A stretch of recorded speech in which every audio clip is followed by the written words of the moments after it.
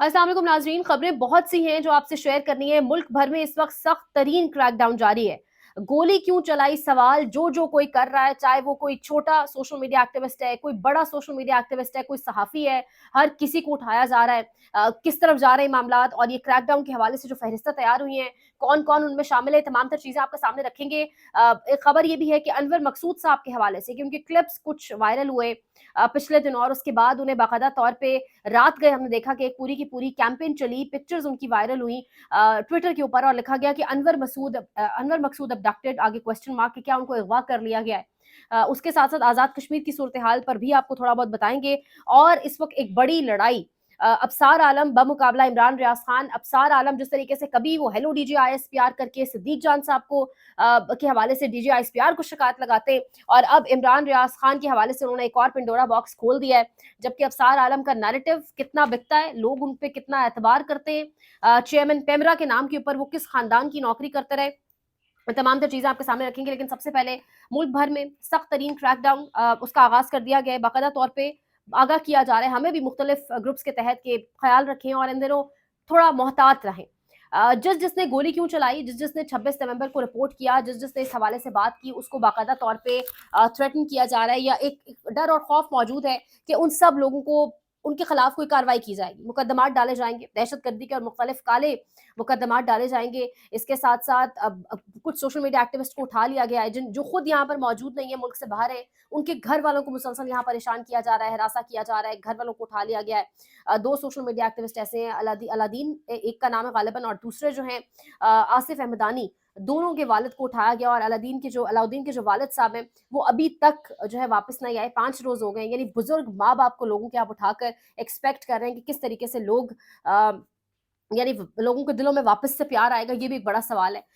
इसके साथ-साथ जिन सहाफ़ियों ने रिपोर्ट किया ग्राउंड से 26 नवंबर को बड़े लेवल के ऊपर, मैसिव लेवल के ऊपर जिनको सुना गया या नहीं भी सुना गया, उनको बाकायदा तौर पे थ्रेट है। उसके साथ-साथ जिसने सवाल किया, जिसने सवाल करने की जसारत की कि गोली क्यों चलाई, जिसने गोली चलने के ऊपर, साने इस्लामाबाद के ऊपर, उस खून की होली जिस रात खेली गई उसके ऊपर बात की, उनको भी बाकायदा तौर पे उनके गिर्द घेरा तंग किया जा रहा है, फ़हरिस्तें बन चुकी हैं।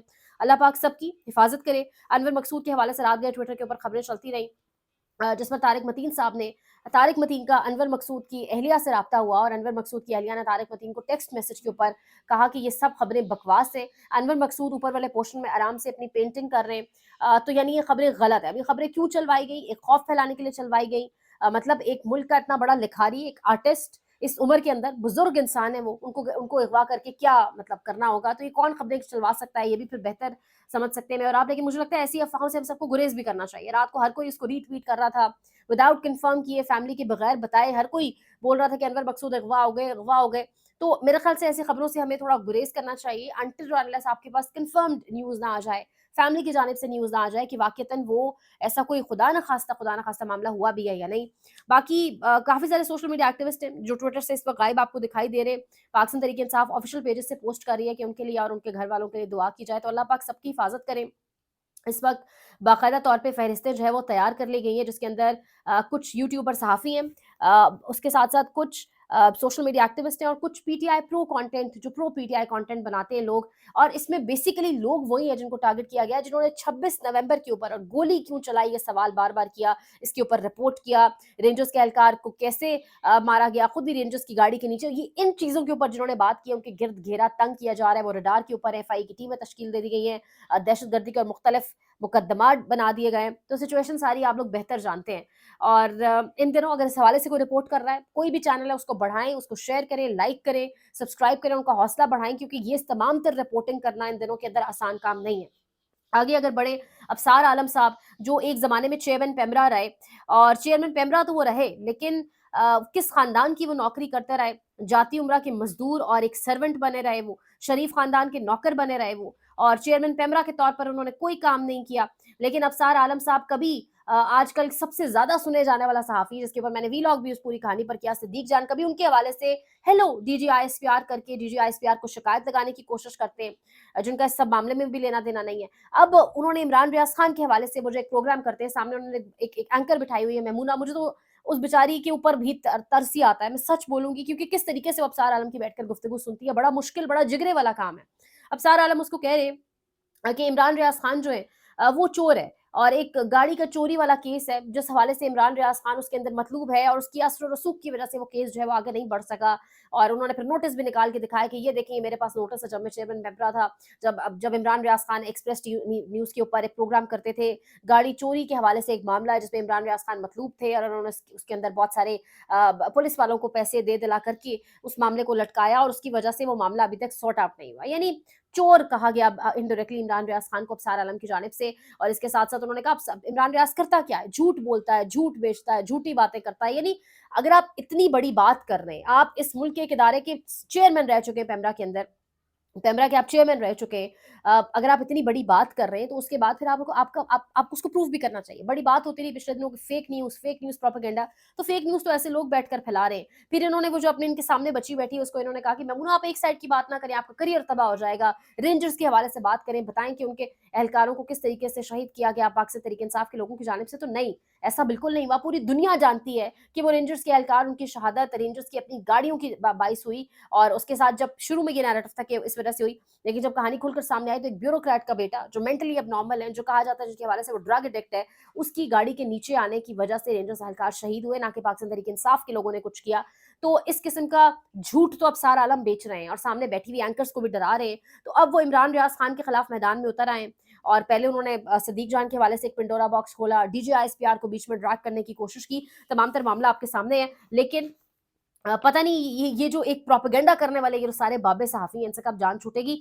बहरहाल एक अच्छी खबर एंड पे जो सुनानी है, जिससे पाकिस्तानी कौम को बिलखुसूस बहुत ज़्यादा मुझे लगता है सीखना भी चाहिए। ऑल्दो पाकिस्तानी कौम ने बड़ा सफ़र भी किया, निकली भी, मज़ाहमत की तहरीकें इंशाल्लाह चलाई भी, एक कामयाबी भी मिलेगी, लेकिन बागैरत आज़ाद कश्मीर की कौम, हद से ज़्यादा बागैरत कौम, हद से ज़्यादा खुददार कौम, एक साल के अंदर-अंदर मुझे लगता है ये दूसरी मर्तबा उनकी मज़ाहमती तहरीक कामयाब हुई। जिस तरीके से वहाँ पर लोग निकले, एक सदारती ऑर्डिनेंस था, मैंने आपको बताया था, बैरिस्टर सुल्तान, वहाँ के सदर, एक सदारती ऑर्डिनेंस आया, जैसा कि ऑर्डिनेंस इस्लामाबाद और इधर भी है, वो ऑर्डिनेंस मौजूद कि किस तरीके से आप हुकूमती इजाज़त के बगैर कोई एहतजाज, कोई जलसा, कोई रैली, कोई गैदरिंग नहीं कर सकते। वहाँ पर भी एक ऐसा सदारती ऑर्डिनेंस आया, यानी रोकने की कोशिश की गई अवामी एक्शन कमेटी को और आम आवाम को, तलबा को, हर किस्म के एहतजाज से, क्योंकि वो कोई सियासी जमात नहीं है और सियासी जमात में रजिस्टर होने के लिए उनको लंबा चौड़ा प्रोसेस से गुजरना पड़ता।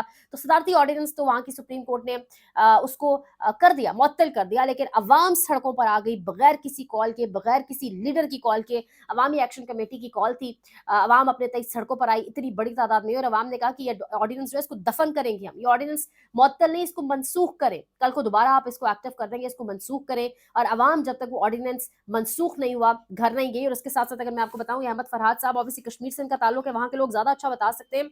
वो कह रहे हुकूमत आजाद कश्मीर ने मुजाहिरीन के आगे घुटने टेक दिए, सदारती ऑर्डिनेंस मनसूख करते हुए काले कानून के तहत गिरफ्तार तमाम अफराद को रिहा करने का हुक्म। तमाम एफआईआर जो लोगों के खिलाफ थी वो खत्म हो गई। 40% प्रॉपर्टी टैक्स कम करके 14% कर दिया गया। बिजली के बिलों में भी फी यूनिट बड़ी कमी की मंजूरी। तहरीक के दौरान बरतरफ सरकारी मुलाजमीन की बहाली, शोहदा के लवाहिकीन की नौकरियां और जख्मियों को 10 लाख फी कस दिए जाएंगे। यानी तमाम तर जो चार्टर ऑफ डिमांड था, ये आप अंदाजा लगाएं, आजाद कश्मीर में कोई मीडिया नहीं है, किसी मीडिया ने उनको इतनी बड़ी कवरेज नहीं दी, लोग अपने तय निकले। लोगों को अपने हकूक पता थे, लोगों को पता था हमारी लड़ाई के, हम किस लिए निकले, हमको हुकूमत गिराने नहीं निकले, हम अपने हक के लिए जो जो हमें चाहिए था हम लेके वापस घरों को आएंगे। और तमाम अफराद को रिहा करवा के शहीदों के लिए जिस तरीके से उनके लाहिकीन के लिए नौकरियां, जख्मियों के लिए जिस तरह से फी का 10 लाख रुपए, बिजली की यूनिट, तमाम तर चीजें मैंने आपको बताई। तो यानी आज के बाद कोई भी सदर कश्मीर का, कोई भी ओहदेदार ऑर्डिनेंस का नाम सुन के भी कांपेगा, ऑर्डिनेंस लाने के हवाले से किसी सूरत सोचेगा भी नहीं। और हमारे इस्लामाबाद के अंदर भी एक ऑर्डिनेंस मौजूद है। आमिर फारूक साहब ने कहा जी कि इजाजत लें और इजाजत लेने के बाद आप एहतजाज कर सकेंगे। तो यानी कश्मीरियों ने तारीख रकम कर दी। रात गए जो वीडियोस आती हैं, क्योंकि मैं कश्मीर के इलाकों से इतना वाकिफ नहीं हूँ, लेकिन वहां के सहाफी बता रहे हैं कि किस तरीके से दरिया नीलम के किनारे बैठे हजारों की तादाद के अंदर लोग उस यख बस्ता हवा के अंदर अपने मुतालबात की मंजूरी के लिए बैठे रहे, जहां बैठना मुश्किल है। लोग रिपोर्ट कर रहे थे कि यहाँ से जानवर भाग जाते हैं, वहां पे इंसान बैठे रहे, क्योंकि वो एक नजरिए के साथ आए थे, एक सोच लेकर आए थे। हम कोई सैर सपाटे पर नहीं जा रहे, हम एहतजाज के लिए जा रहे हैं, पुरअमन एहतजाज है। यानी पूरा कश्मीर, तमाम तरह एंट्री पॉइंट्स, पूरा कश्मीर कल ब्लॉक था। 2-3 दिन से यही सब चल रहा है, पहिया जाम हड़ताल थी। मैंने 2 दिन पहले आपको वीलॉग के अंदर गालिबन आगाह भी किया था कि किस तरीके से वहां पर लोगों ने स्टॉक कर ली है, ग्रोसरीज और सब कुछ, क्योंकि लोग कह रहे हैं गैर मुआयना मुद्दत तक हड़ताल जाएगी, जब तक हमारे मुतालबात नहीं मान लिए जाते, ना हम अपना कोई कारोबार खोलेंगे और ना हम किसी को खोलने देंगे। और लोगों ने बाकायदा तौर पर वहां कंधे से कंधा मिलाकर इस बड़ी मज़ाहमती तहरीक को कामयाब कराया है। सो बागैरत آزاد کشمیر کے لوگوں کو، جو کوئی سن رہا ہے یا جس کے کوئی آگے سے ریلیٹیوز جو آزاد کشمیر کے اندر ہیں، ان سب کو یہ مزاحمت کی تحریک جتنا بہت بہت مبارک ہو. ہم مزید انشاءاللہ آپ کو اپڈیٹ کریں گے. لائک کریں، شیئر کریں، سبسکرائب کریں. اپنا بہت خیال رکھیں. اللہ نگہبان.